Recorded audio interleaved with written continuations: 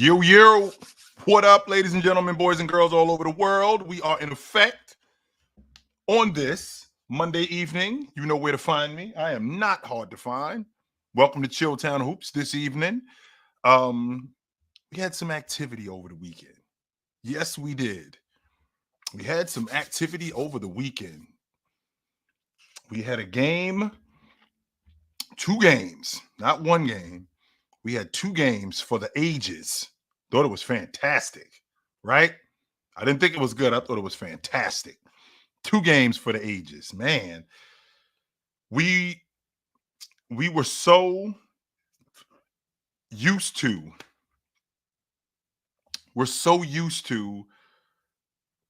Team USA just from a talent standpoint, right?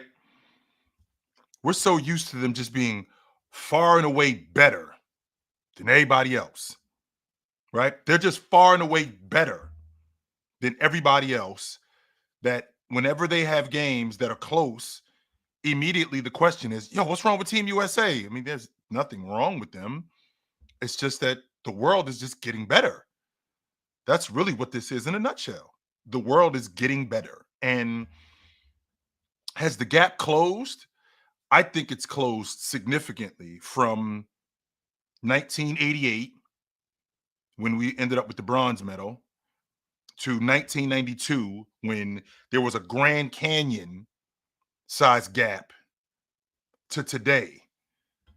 I mean, Team USA in the last, since 1972, that's 50 years, because they lost to the Soviet Union on a fluke play, by the way. But since 1972, that's over 50 years.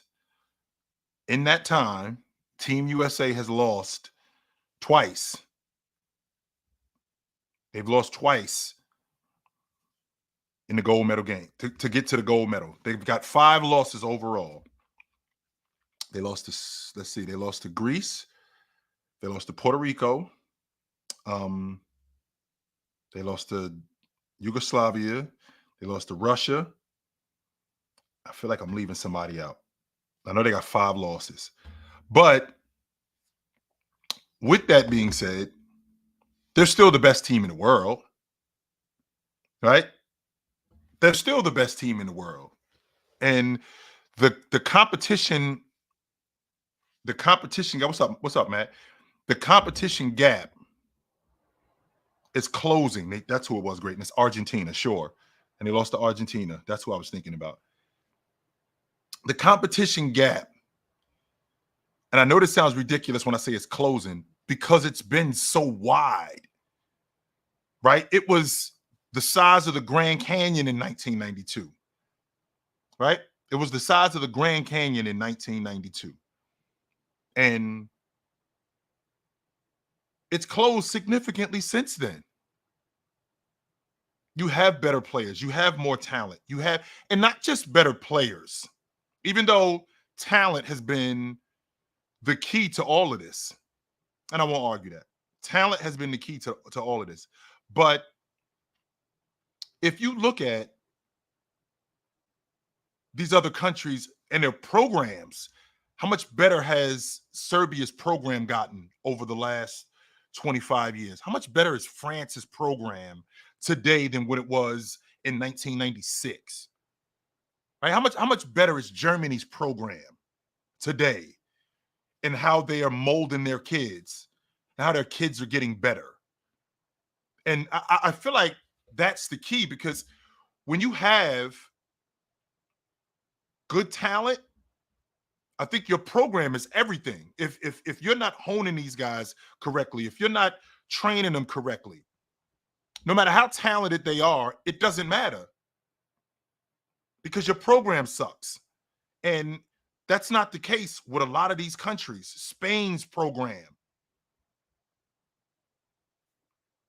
France's program has gotten much better. Spain's program has gotten much better. Germany, Serbia's program has gotten much better. There's plenty of different teams whose programs have gotten better. And now it's just a matter of continuing to build their talent, right? Now it's just a matter of continuing to build off their talent, because there are countries that to be, if I'm being honest with you, they just sick of seeing Team USA win. Now, I could look at this two different ways. On the one hand, Team USA is just much better in terms of talent. And sure, the gap is closing, but they're still miles ahead of everybody else. That's on the one hand. And France was a fluke, but I can't say that. I can't say that, and it's true, considering, okay, France was just in the gold medal game in 21. So France, Germany was in the bronze medal game. These countries clearly have first-class programs where they're getting better. There's a part of me initially that wants to look at France, that wants to look at Greece, like they're one of those like 14 or 15 seeds in the NCAA tournament that went on a magical run, but okay, this is where it stops. And you're really not that good. When in reality, they're turning in to a major program like Gonzaga that started out as a mid-major program like San Diego State. And then you look up and San Diego State's in the national championship and you're like, oh shit, where'd they come from? Well, they've been building this program for years. They've been building this thing for years. This isn't something that came out of the blue. So on the one hand, I can say that, Team USA's talent is just much better, right? Team USA's talent is just much better than everybody else's. But on the other hand, I can honestly say that these programs that Germany, France, Spain, Serbia, I feel like these programs that they have are top tier and they're getting better. And I love that, because what that does for me is that makes me look forward to the Olympics in 28. That makes me look forward to the Olympics in 28. Now, I can tell you that, Anthony Edwards already bowed out of the FIBA World Championships in 27. He wants nothing to do with that. And there are other countries that are definitely in it. But with that being said, when I look at how important the Olympics is, and I look at these other countries and their programs, the gap is definitely closing. Because I've said this to you guys plenty of times, and that is, anybody can train a secretary. You can screw them up too. So if you look at Germany's program, like before the Olympics, like you wasn't really paying that much attention to Mo Wagner. Even when he was at Michigan, no, you weren't. You were not paying that much attention to him. He was just another player from Europe, only to find out that no, he isn't. He's becoming an elite player in the NBA. And that's because of what their program is doing, what they're producing, how they're teaching the game, how much better they're making these guys. And because they're doing that, the gap is steadily closing. Team USA, don't get me wrong, they were in control of that game. That wasn't a game where, right, that wasn't a game where I felt like Team USA was going to lose. Even before Curry hit the threes that he hit. Even before Curry went off like he did. I didn't feel like Team USA was not in control of that game. I always felt like they were in control of that game. So with that being said, Team USA basically ran away with it. But France, the players that they got, maybe Yabusele, maybe he is just an international player. And maybe the NBA game isn't conducive to his game. Maybe that's the case. We've had that with guys. DeColo is the EuroLeague MVP. He was the EuroLeague MVP. And if I'm not mistaken, he was on a team that won a championship. And I think he was the MVP of the championship series. Now, if you watch DeColo in the Olympics, I mean, I wasn't that impressed with him. In fact, I thought that was one of France's weaknesses. I thought that their backcourt, I thought Evan Fournier and DeColo were going to get taken advantage of, right? I thought Evan Fournier and DeColo were going to get taken advantage of. And turns out they didn't. No, they didn't at all. So, what Curry did was basically close the game, because the game was, for some people, the game was still in the balance, and Curry ends up closing the game, which if you look at what Curry has done, right? If you look at all the stuff that Steph Curry has done over the course of his career, like when you saw what he did in the Olympics, was that surprising to you? Because it wasn't to me. Because I've seen him do stuff like that, where he's shut the door on teams that have gotten close, and we now have a ball game, and Curry makes back-breaking threes to completely throw a monkey wrench in everything you guys are doing.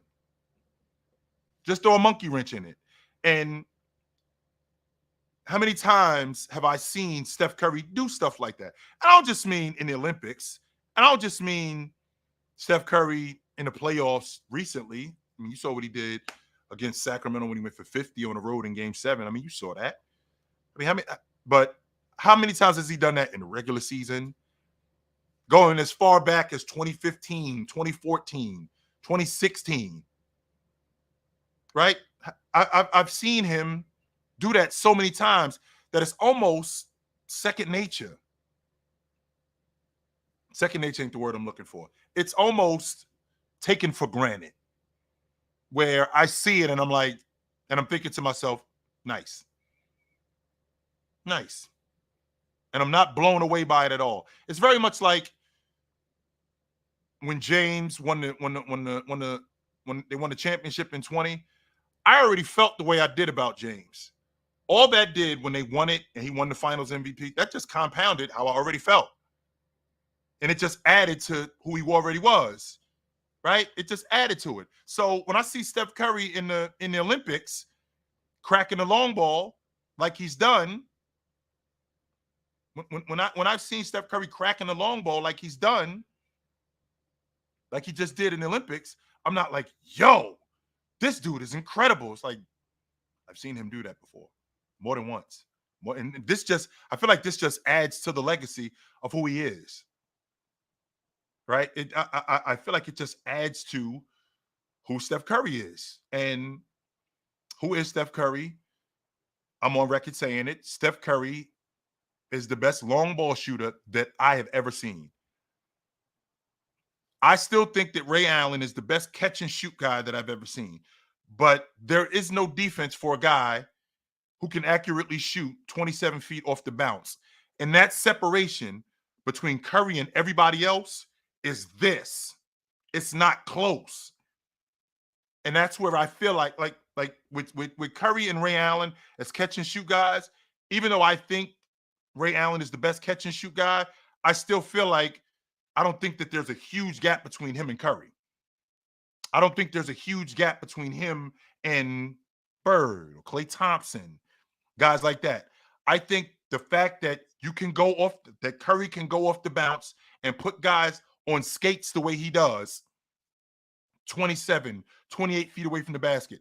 I feel like that gap is so far and away from everybody else.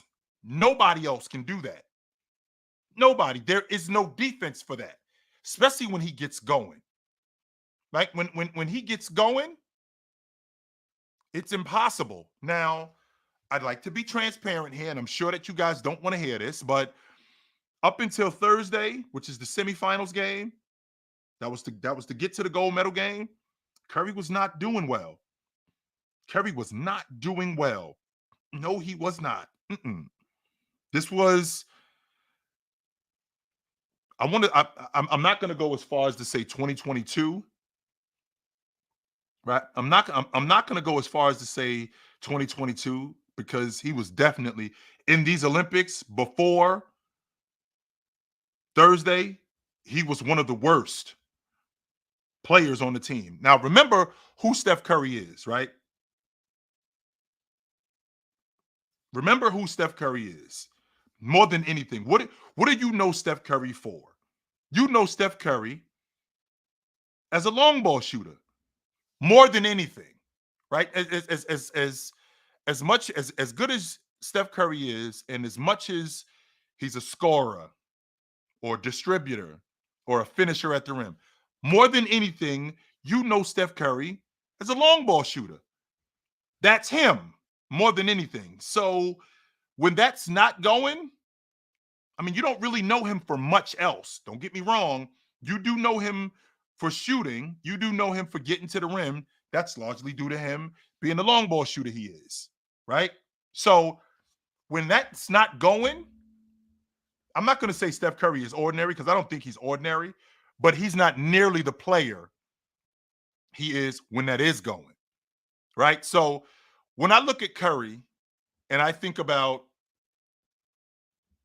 what his game is and how important his game is, not just to Team USA, but to the dynamic of the NBA. Steph Curry is ridiculously unique. He just is. He's always been, and he always will be. Mm-mm. There aren't many that I've seen like him. And I've seen long ball shooters. I've seen catch and shoot guys. Craig Hodges was a knockdown catch and shoot guys, right? Dale Ellis was a fantastic catch and shoot guy. I was going into my senior year of high school, and in the summer, I went to a camp called Five Star. Right, I went to a camp called Five Star, and Chris Mullen was there. He was one of the guys. He was one of the guest speakers. He's showing us a shooting drill. He's talking to us and shooting at the same time.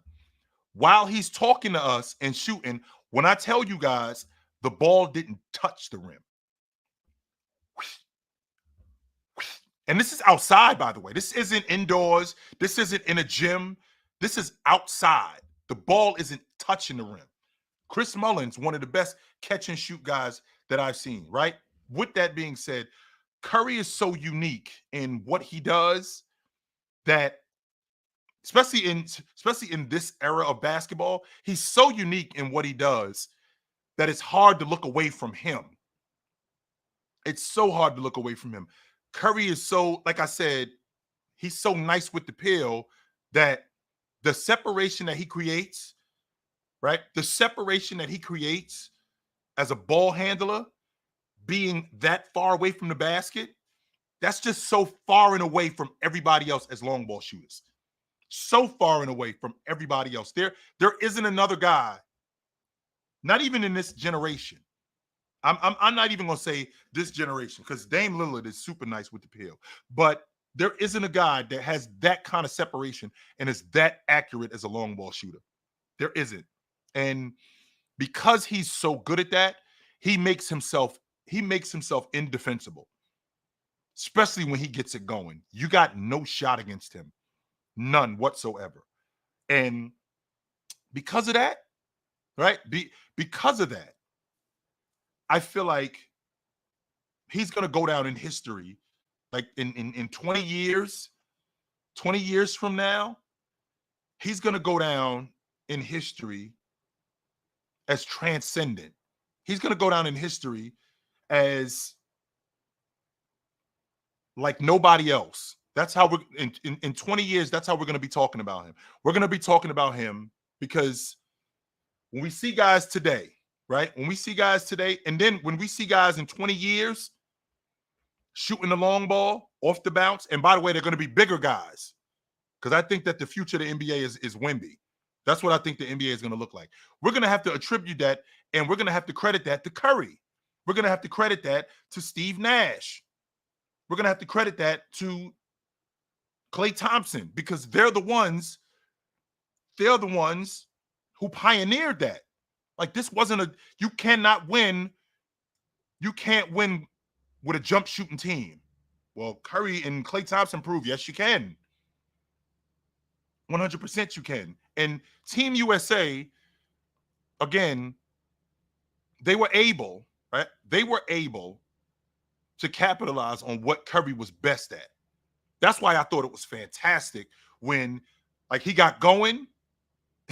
They ran this. They'd run action where James would bring the ball down the floor. They'd get a pin down on Curry, and then Curry gets the ball on the right wing, and they would blitz Curry. Curry would get off the peel to KD. He'd get off the peel to James. They'd go right back to him because he got it going. And the reason why you do that is, and this is the reason why great players are great players. When you recognize who has the hot hand and who has it going, you stick with them. If Book had it going like that, James would have went to him. If KD had it going like that, which we've seen throughout these Olympics, James would have went to him. They would have all went to him. When you get going like that, I'll never forget watching Klay Thompson go for 37 in a quarter against Sacramento. I promise you, if Curry could have ran the ball over to him, he would have picked that ball up, and he couldn't get the ball to him fast enough. When you got a guy on a heater like that, when you got a guy cooking like that, who is that good, right? Who is that good as a shooter, you go to him. In basketball, we call it bleeding them. Bleed him dry. Go to him again. Go to him again. He made enough. Whatever we run, go to him again. Don't let them guys off the hook. Defensively, do not let those guys off the hook. Go to him again, because that's not happening on the regular. See, what we've done in the NBA is, this is why international basketball is so important, because what we've done in the NBA is we've made it seem like everybody can do what Curry does. Like when a guy is shooting 38% on the long ball, or a guy is shooting 42% on the long ball, that he's a good three-point shooter. Oh, he might be a good three-point shooter when it comes to volume. I mean, he might be a good three-point shooter if he's only shooting 1 or 2 a game. But when my game is predicated, right? When my game is predicated on the long ball, that's my game, right? My game is predicated on that. When my game is predicated on that, it's completely different. When that's solely what you have to concern yourself with me.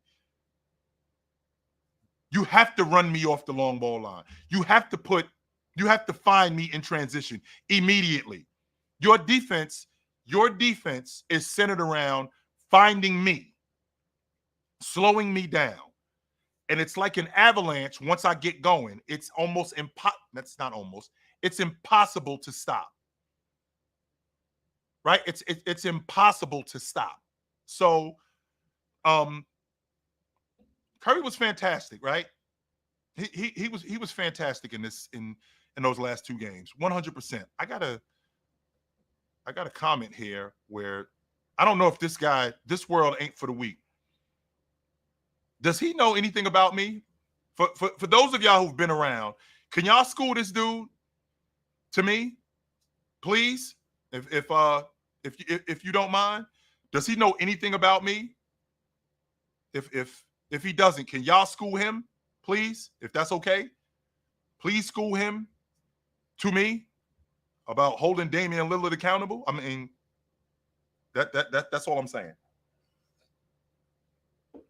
But so now we, in the last 2 years, won the NBA championship again, right? Won the NBA championship again. And 2 years later, and 2 years later, won a gold medal. So now that's adding to the legacy, right? That's adding to the legacy of who he already is. And who is Steph Curry in your estimation? Who do you think Steph Curry is in your estimation, right? In my estimation, he's a top 15 player, closer to 10 than 15. He's the best guard of his generation. When I think about guards, I ain't talking about point guards. right? I'm not talking about point guards. I'm just talking about guards, overall guards, the 1 and the 2. I don't know if I can name 5 guards better than him. Jordan, Magic, Bryant. That's it. That's as far as I'm going. He was better than Jerry West. I'm having a difficult time with Oscar, but I think he's right next to Oscar. That's where he is, but he's above those guys in terms and just from an overall guard standpoint. I ain't talking about league guards, right? I ain't talking about league guards. I ain't talking about 2 guards. I'm talking about combined, the 1 and the 2. Jordan, Magic, Bryant.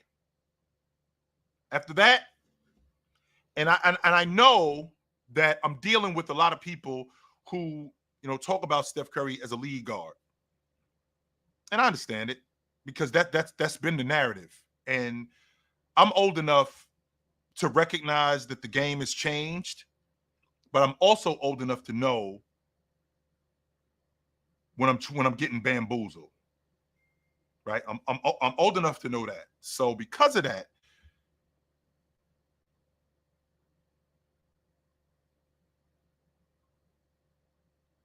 because I'm old enough to know that, I don't get into the Steph is a better point guard than Magic. Well, first and foremost, as a lead guard, you have to play on the ball more than you play off the ball. You have to do that. And Steph, by his own admission, he said that he plays off the basketball more than he plays on the basketball. That right there could eliminate him as a lead guard. That eliminates him, takes him right out of contention as a lead guard. But now we have other things when you're talking about the guard spot. So, Brandon, get your ass out of my chat. Get the fuck out of here. Hell no, I don't want this goofy ass in my chat. Hell no. Get the hell out of here. Get your ass out of here. Beat it. Get the hell out of here. Fuck him. No way. Get the hell out of my chat. Nope, I don't think so. But then we're talking about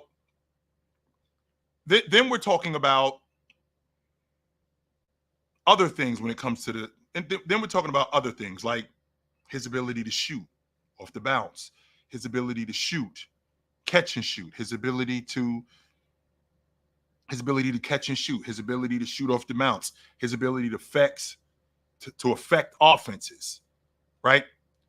Now when we start talking about stuff like that, and contrary to popular belief, even though I feel like Curry could have been a better defender, I feel like he was respectable. I don't think he was a cone, right? I do not think he was a cone. And because I don't think he was a cone, and I think that even though I not everybody can be an all-league defender, and I respect that. But when I see a guy give me effort and compete on the defensive end, like Curry did in 22 when they consistently hunted him against Memphis, against Dallas, playing with a defender like Draymond Green, when I seen him commit to that, I 100% feel like that I can talk about him not like a cone. I can talk about him.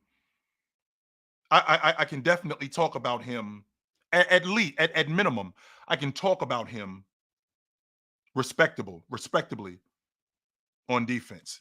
Brandon, I hate you. You suck as a debater. Get your ass out of my chat. Fucking goofball. Get the hell out of here. You always talk about nobody can't debate. You can't debate. Get the hell out of here. You're a goofy. Get your ass out of here. Curry shits on Magic. Shut up. Get out of my chat with that stupid shit. Get out of here, B. No, I'm not doing that with you. So I have to at least accept him as respectable, right? I will at least respect him as he's not just a cone on defense.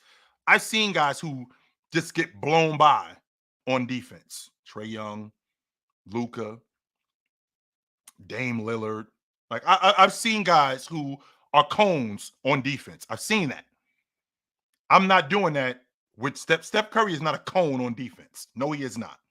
He will compete, right? And because he'll compete, I will at least respect that about him, 100%. But I think it's so important. What up, big fella? I think it's so important for you guys to have these. I think it's so important. Curry was better than Harden, 100% he was. I think it's so important for you guys to have these tiers, right? And I don't mind it. It's not something that I'm thinking to myself that I have a problem with. I think it's actually dope that you have that, but I feel like it takes away from, right? I feel like it takes away from who Steph. I feel like it takes away from. I feel like it takes away from the greatness of Steph, because what we do when we have conversations like this is what we do when we have conversations like this is we immediately start to downplay who he is, because that's the natural reaction. And I don't mean myself. I'm one of those people. I ain't no reason to talk about the ex-boyfriend. I don't like doing that. What's the reason for that? Right? Right? What's the reason for that? I don't think there's a reason for that. I don't. I don't think that there's a reason for that at all. So um I always felt like, to talk about how great a guy is, I feel like that's the most important thing, right? I feel like that's the most important thing. And I don't want to get away from how awesome Curry is, right? And I think Steph Curry is fucking phenomenal, because I don't think he's a lead guard, and I don't think he's a better player than Magic. I don't. So I don't feel like we should be comparing those two. I put Steph Curry in a different class. Like if you walked in a room and Magic, Isaiah, Stockton, Oscar, Steve Nash, Jason Kidd, they're sitting at that table. Curry is sitting over here. He's sitting at a completely different table with Iverson, Jerry West, James Harden, guys like that. And he's as the combo guard, but he's clearly better than all of these dudes. It's not even a question of whether or not I think he's better than Jerry West. So I want to hear from you guys though. That's what I want to do, right? I want to hear from you guys more than anything. So what up? What's up, man? Hey, What man, up? that was a great Olympics, bro. That was a great Olympics, like all around. It was so many moments in Sure. that Olympics. You know what I mean? It makes me so excited for like the next Olympics, especially since it's gonna be in LA. I'm definitely gonna make it there. Mm, Uh, but when we talk about Curry, like obviously we're gonna remember him as the greatest shooter of all time, sure.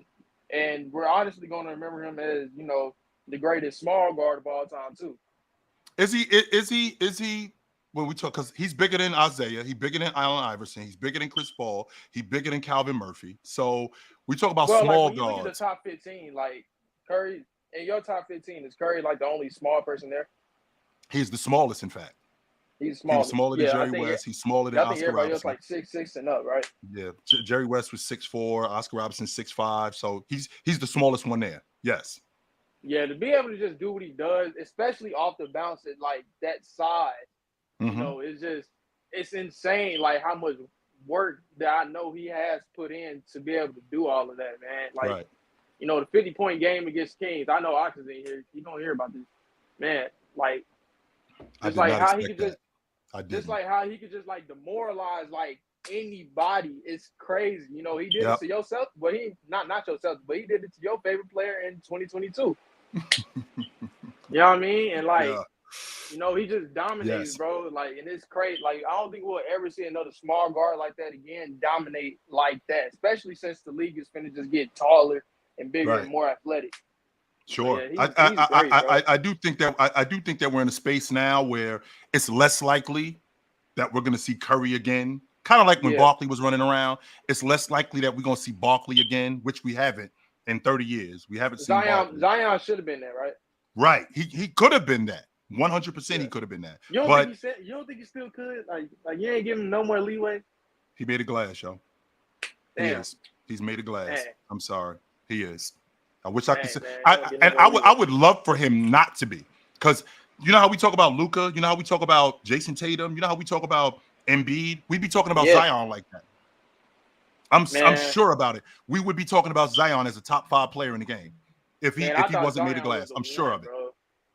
Like I could have sworn, like when I saw him in high school, I knew immediately he was gonna do what he did at Duke. I know people was talking about, oh, he was going against a little bit, he was going against these kids and stuff. I'm like, bro, there's nobody in college that can like jump with him. Like he's still bigger than everybody else. Man, if he was just durable, bro, like he'll be amazing. I thought he was gonna be like that next great. Honestly. Yeah. I still feel like it for a little bit, man. I want to be a little optimistic for him. But maybe I'm wrong. We'll see. Who do you think could be in on the Olympics team in 28? I think the core of that team, Tatum. Brown, Anthony Halliburton, Bam. That's the core of that crew. Okay. And I don't think Steve Kerr's the head coach. I don't. Of course. I do not think that Steve Kerr's the head coach. So, Marcus, what I want to do is I want to bring back, if I'm being honest with you, I want to bring back tryouts. I do. Tryouts. I want to get 35 guys in camp, and if I got Bam, if I got Jason Tatum, if I got Jaylen Brown, if I have Anthony Edwards, and I got Tyrese Halliburton, okay. I want Jalen Suggs to be there too. Right. So if I got these 5 guys, so I got a 12-man roster. So I got 30. So I got 35 guys, 40 guys in here competing for 7 spots. I'm cool with that. That's tough, man. I'm cool with that. That's tough. I'm so cool with that. My bench. I'm cool with that. Like, so my bench could be, because you need a defensive guard and stuff like that. I think Jalen Suggs is kind of perfect for that. Defense, defensive guard. He can shoot the 3. In 4 more years, and the great part is, in 4 more years, mostly all of these players, they'll be smack dead in their prime. Yes, they will. I mean? That's a fact. That's definitely and honestly, a fact. I think France is gonna be like our new competition. Like I think it's U.S. France then the world. I think U.S. France then the world. Yeah, we're gonna see. All right, brother. Good to talk to you. All right, yeah. Yep. Yeah, you got to be kidding me. First of all, Curry's 2016 season shits on any season Magic ever had. Curry's 2022 playoff run shits on any playoff run Magic ever had. Curry's a 3-level scorer. Magic's not. Curry creates more advantages off the ball than Magic ever did. Curry would have 4 titles as the best player if Durant hadn't been on Golden State, and Curry was better than Durant multiple years there too. Magic Johnson was the leading scorer on one championship team in his whole career. Magic cannot play off the ball. He's not a 3-level scorer. He has 4 titles on super teams. If Steph Curry played with James Worthy and Kareem, he'd have twice as many titles as Magic, and he'd have twice the numbers. Magic Johnson couldn't even shoot half of his career. I mean, you sound like you haven't owned a TV since Steph Curry came into the NBA. That's not true. That's not true. That's not true at all. That is not true. Okay, is Magic Johnson a 3-level scorer? Yes or no? Whoa! No, answer the question. Like that. Well, Magic Johnson don't come here. Don't come here. Don't come here. Do not. Oh, are you gonna cry like a bitch? No, I'm not gonna cry, because what you're talking about. He's Magic Johnson, an off-the-ball player. No, he's Magic Johnson, a 3-level scorer. Wait. Why does Magic Johnson have to be an off-the-ball player as a point guard, sir? Because you're comparing Magic Johnson to Steph Curry. Why does he have to be an off-ball player in NBA history who gets double-teamed off the ball? Go. When I'm talking about a point guard, is Isaiah Thomas play off the basketball? How about I'm not comparing Isaiah Thomas to Magic. Quiet and listen, I'm comparing Curry. Does Isaiah Thompson? You're changing the debate. That's not the debate. No, I'm not. We're talking about a point guard. Point guards play on the basketball. You're talking about Steph Curry, who plays primarily off the basketball. So once again, why does Magic Johnson have to play off the basketball if he's a lead guard? Go. Magic Johnson cannot play off the basketball. That's not what I'm asking. So it doesn't matter as a lead guard do I have to play off the basketball? Can't play off the ball. Why do I need to? I'm a point guard. Because when you can't play off the basketball, it hurts the space. Why do I have to play off the basketball, sir? That's my job as a lead guard. Okay. Stop talking. I'll answer your question. Because when a player cannot play off the ball, and teams didn't even guard Magic Johnson at the three-point line. They didn't guard him. When a player can't play off the ball, it hurts the spacing of the team. Just like you told me that Joel Embiid, Please, it's not true. So Ben Simmons didn't hurt the spacing of shooter. Philadelphia? Joel Embiid is a better three-point shooter than Joker on more volume, even though he only shot one more three than Joker. And Joker shoots a better percentage at the long ball line than Joel Embiid. Brandon, no, he doesn't. You are a troll. Your nose is getting longer. You're just lying. I'm not lying. Go look it up. This is a fact. And Embiid shot a better percentage than Jokic over the last 4 years on higher volume. And Embiid doesn't have the spacing Jokic does either. Question, he doesn't play with Gordon, Murray, and this is what I want Porter to ask either. you, sir. Answer this question for me, sir. What is my job as the lead guard? It depends on the team. It depends what your lineup is. No, it does not. No, it does not. Yes, it does. Answer the question. What is my job as the lead guard?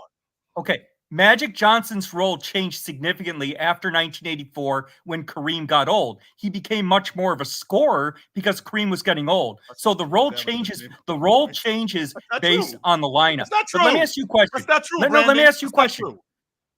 Okay, could Magic Johnson win a title with Klay Thompson as his second best player? Yes or no? And the way that Warriors team is comprised? Yeah, no, answer the question. Yes, 100%. Oh, your nose just got 6 feet long. That's absurd. Magic Johnson needed 100%. He needed James. 100%. Beat it, Goofy. Beat it. Get out of here. Get your ass out of here. What up, big fella? What up with What's good, Chip? What's going on? Mm-hmm. that got not much. That got exciting. I really just wanted to jump on real quick, Chill, and ask you something. I need some advice, Chill.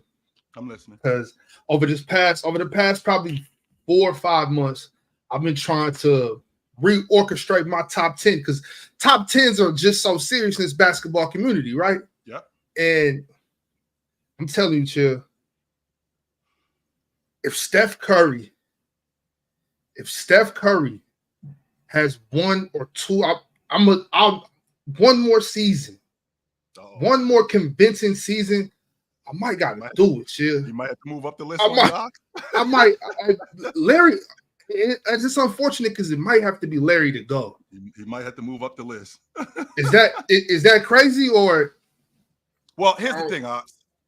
The one thing that you have to do, which has always helped me, you got to get a criteria and stick to the criteria.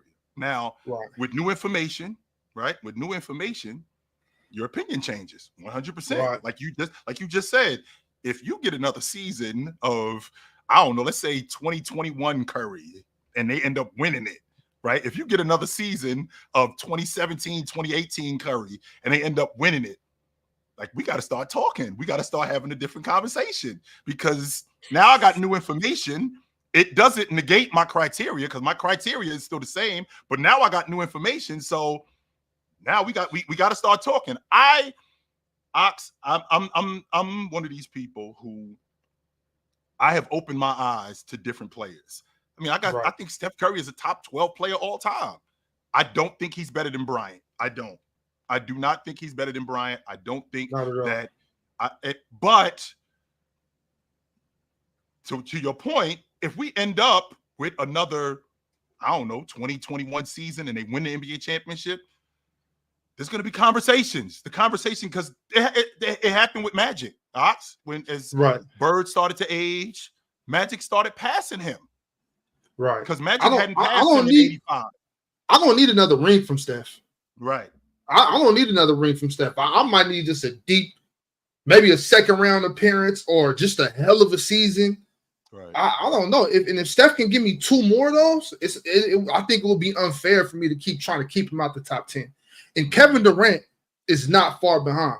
And that's what scares me because I can't imagine having a list without Larry Bird and Hakeem Olajuwon. Right. I'm having a difficult time, to be honest with you. And I'm not objective to it, Ox. I'm not. Right. If Bird gotta go, then Bird gotta go. I'm having a hard time with it because I don't think Curry was better than Bird.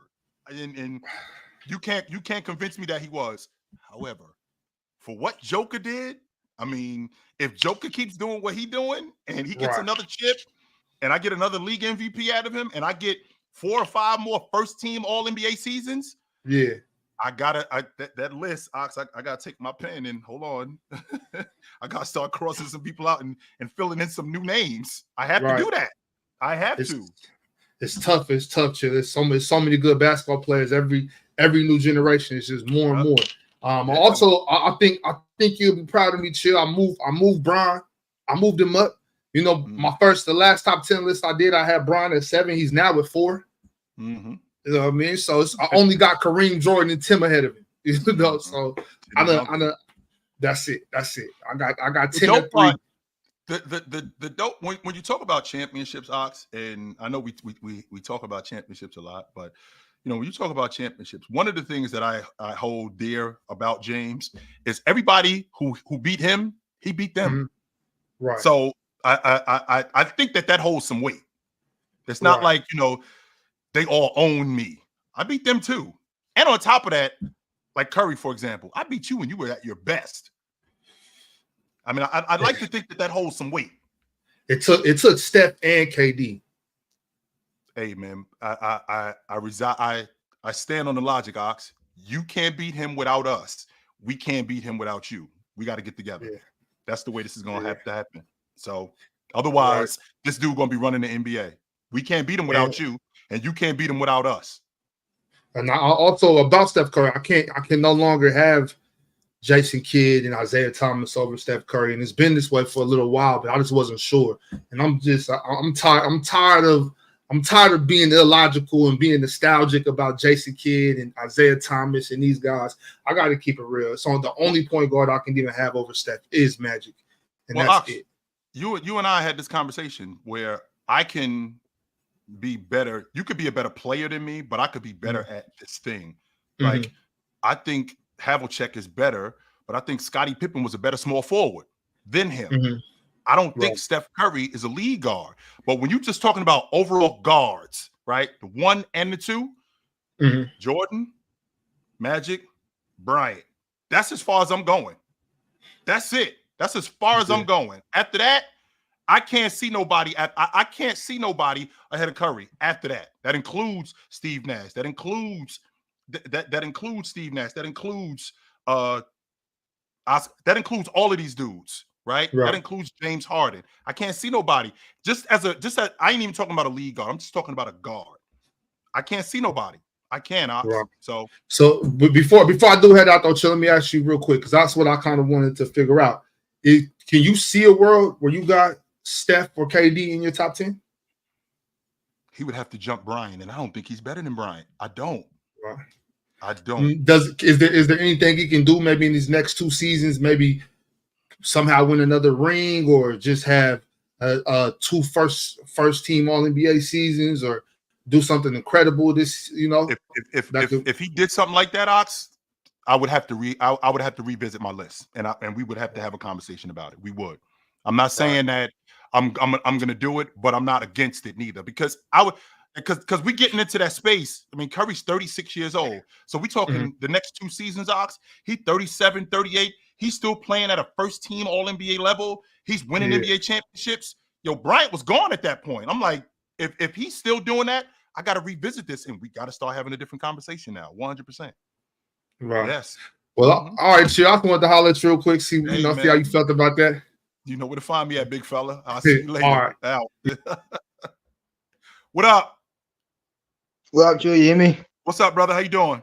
I'm doing all right. How you doing? Yep.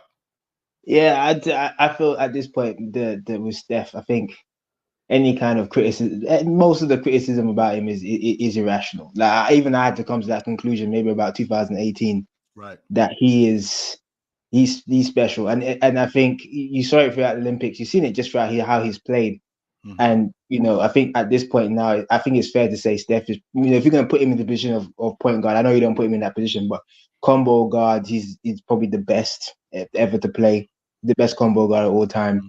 And he's probably the second best from a pure position standpoint, the second best point guard of all time. I only edge out Magic just slightly above him because one of the things with Magic is that, yeah, Magic did have the supreme talent, but one of the things that Magic didn't have, and it's one of the things that was so interesting to me, that throughout the entire decade, Magic never had a top five, never had greater than the top five defense in the entire, through 1980 to 1991. He never had a top five defense. Only once, I think he had it. I think that was the 91 season. And throughout that time period, he never had an offense that was outside of top three in the entire NBA throughout the entire time he was kind of going for his championship run. And to not have a top five defense, there's only a few teams in NBA history that's never had a top five defense and won even more than one title. I don't even think that's a thing. I think maybe the Miami Heat had a top 10 defense in 2013, but even then in the 2012 season, I think they were top five defense. Golden State throughout all of their championship seasons were around about top five. So like to have that throughout the entire decade and not to have, he did have obviously supreme defensive help. He had AC Green. He had Michael was the defensive Cooper. player of the year. He was the defensive player of the year. I'm surprised they never had a top 10 defense. And I think that 87 Lakers team, top five defense, top five. That's what I'm talking about. They wasn't even top 10. Forget top five. That 87 Lakers team, I think that was the best team he was on. And they wasn't even the top five. They wasn't even the top 10 defensive team. So when I think about how good, right?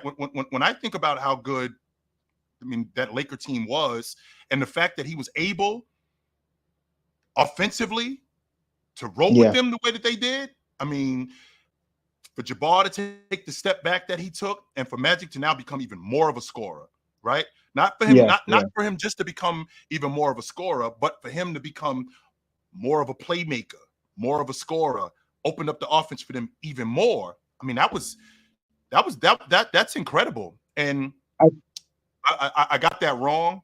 They were a top 10 defense that year. But in terms of points, because that's what I look at. I look at how many points per game you give up. That's the thing that I pay attention to, right? That's the thing that I pay attention to. Like, how many points are you giving up? And the Lakers, right? The Lakers, from a defensive rating standpoint, I have a difficult time with the defensive rating. And the reason why I have a difficult time with the defensive rating, Amari, is because, I mean, Larry Bird had a better defensive rating than Scottie Pippen. So, I mean, is that what we going off of? There's nobody. That's where it gets tricky for me, right? Because I mean, nobody here will tell you that, you know, Larry Bird was a better defensive player than Scottie Pippen, but he had a better defensive rating than Scottie Pippen. So I have a difficult time with that. So I pay a lot of attention to how many points a game you're giving up, and I know that can be tricky because the Lakers were smoking a lot of teams. They were. And even with that point, to be honest as well, I think one of the things is that people say, oh, but Kareem Abdul-Jabbar started off as the best player in the team and Magic slowly transitioned to the best player. But if you take that logic and you reverse it, tell me how many teams can take the best player, convert him into the 2 or number 3 best player throughout a team, and then proceed to win 3 more championships from that point.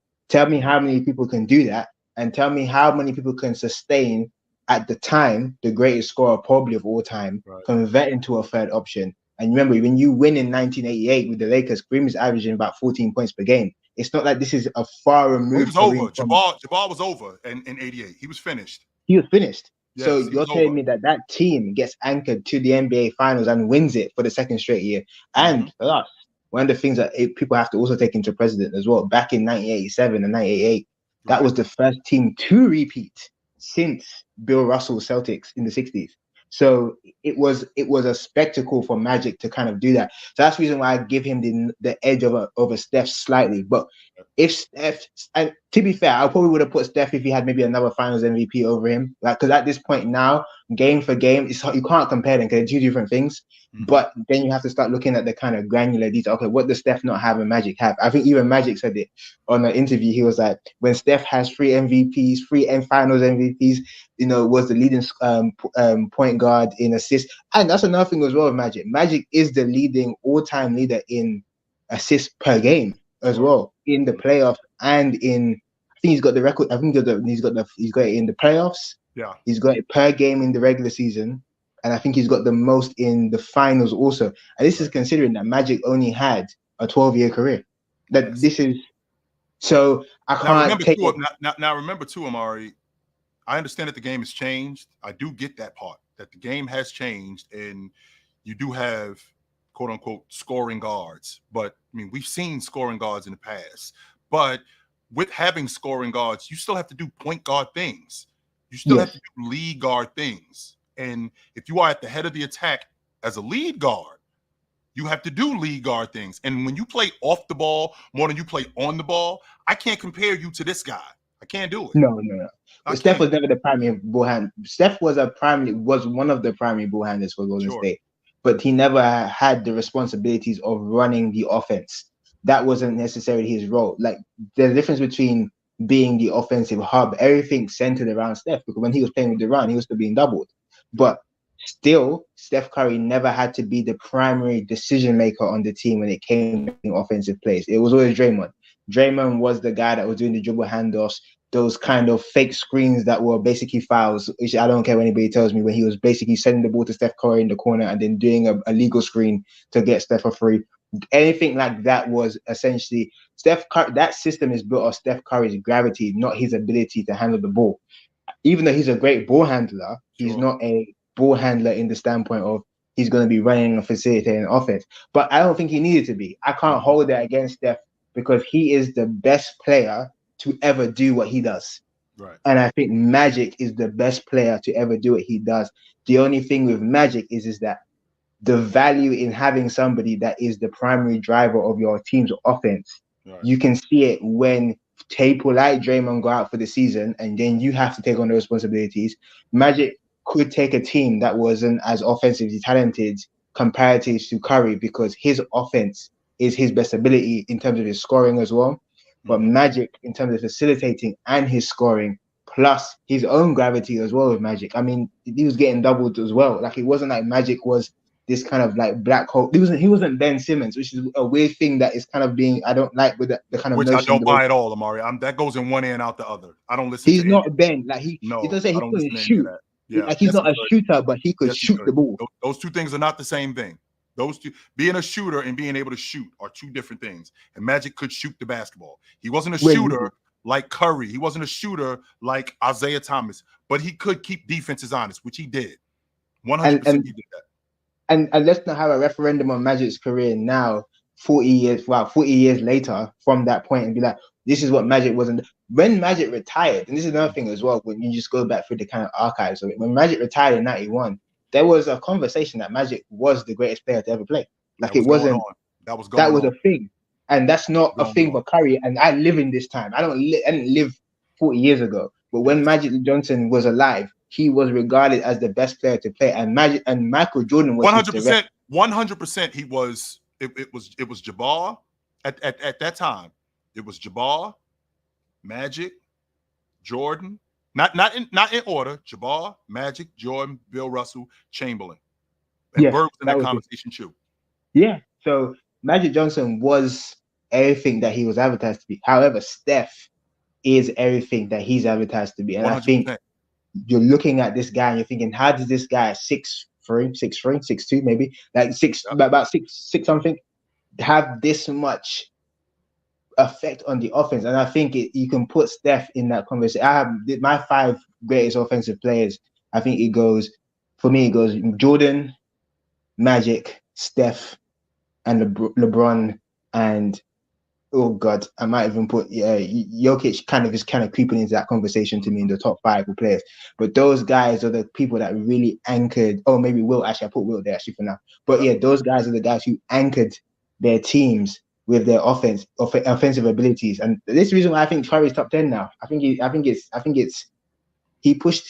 pushed out maybe Hakeem out of the top 10. Maybe Hakeem. Even though I like him.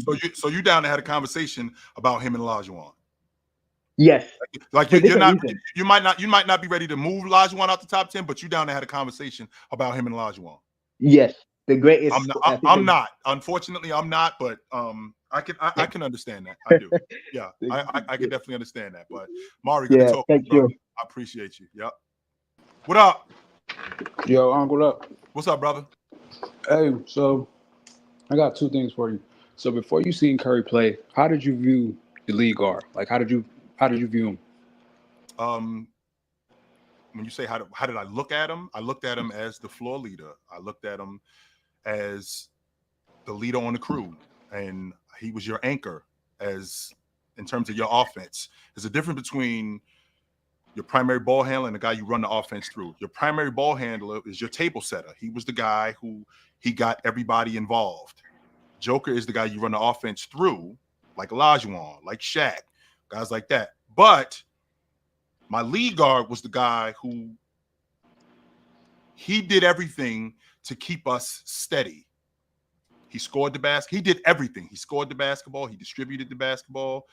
He playmake. He did everything necessary in order for us to be in the middle of games. Every game that we played, whether we were blowing anybody out or winning, everyone.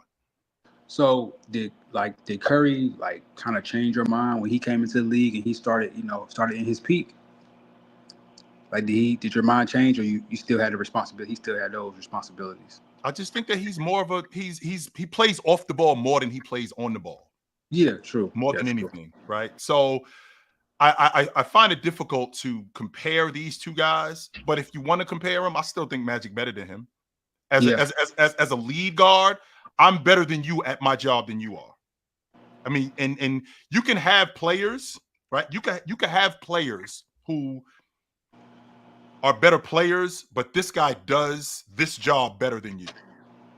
And I feel like Steph Curry plays more off the basketball than he does on.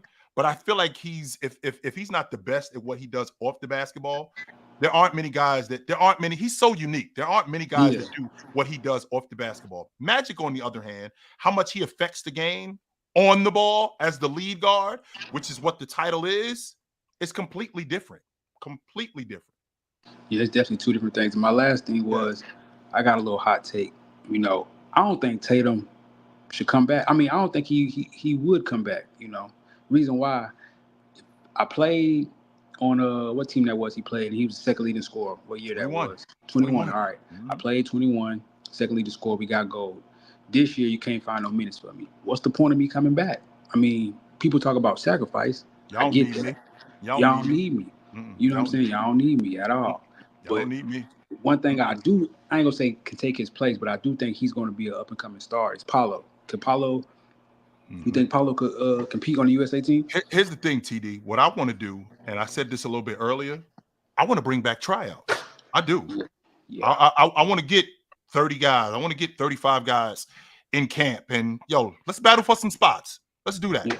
That's when it's gonna get real competitive. So yeah, let's do that. Let's battle for some spots. If Anthony Edwards is already committed, right? So let's say Anthony Edwards is already committed.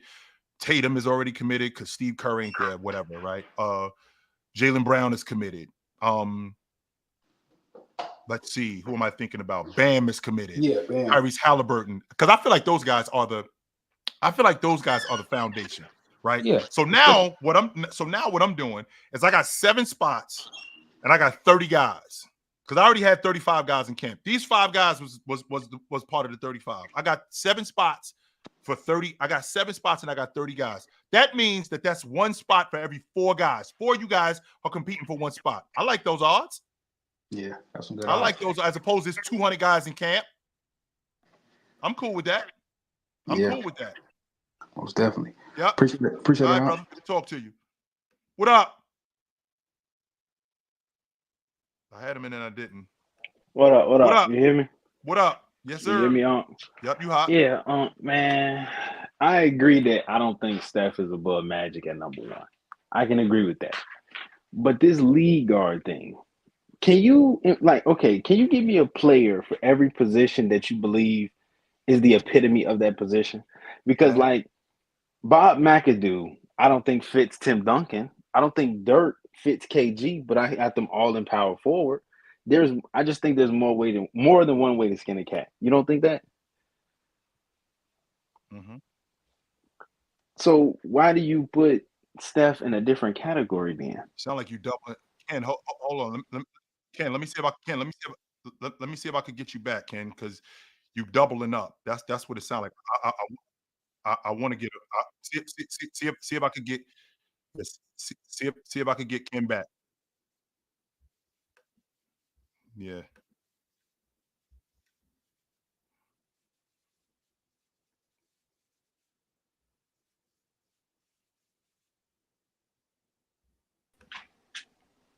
Yo. Yeah, what about now? Okay, yeah, now you hot. Okay. Last thing I heard was Bob McAdoo. Right, like, can you give me one player for every position? Because, like, when I was growing up, my uncle always told me about Bob McAdoo. My grandfather told me about Bob McAdoo. Still doubling. Still doubling up. I don't know. Yeah, still doubling. Damn, is that me? No, I don't know if that's me. See if I could get him back. What up? What up? Hey, what up, Chuck? What's up, brother? Hey, what's up, man? Yeah, I think Curry is amazing, and I think even the people that appreciates him still kind of has him underrated. I think he's definitely one of the greatest shooters. Well, he's the best shooter ever. What's going on with this doubling? Am I doubling it up too? Yeah, what the hell? Yeah, because the last dude, he wasn't doubling it up when he was talking when I heard him.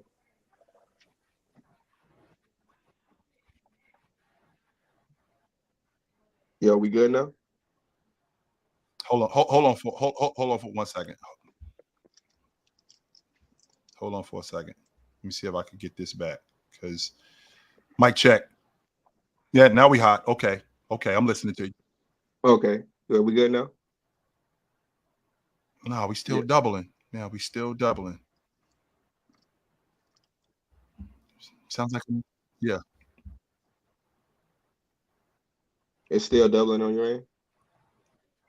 Still doubling. I don't know what the hell going on my end. Maybe I'm doing something wrong. See if I could get this right. Hold on, let me. Yeah.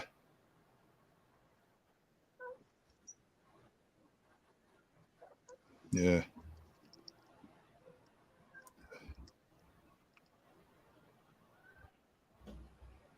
Hold up. Let me see if I can get you back, yo. What the hell happened? That just automatically just. It was hot for a second, right? That was hot for a second.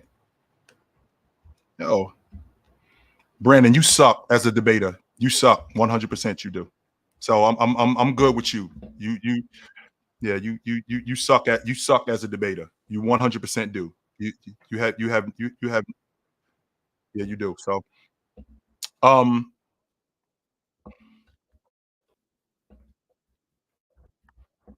you,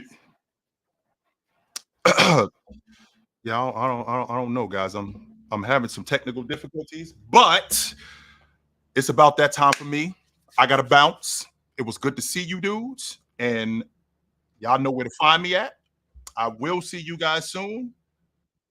No doubt about that. You know where to find me at. No question.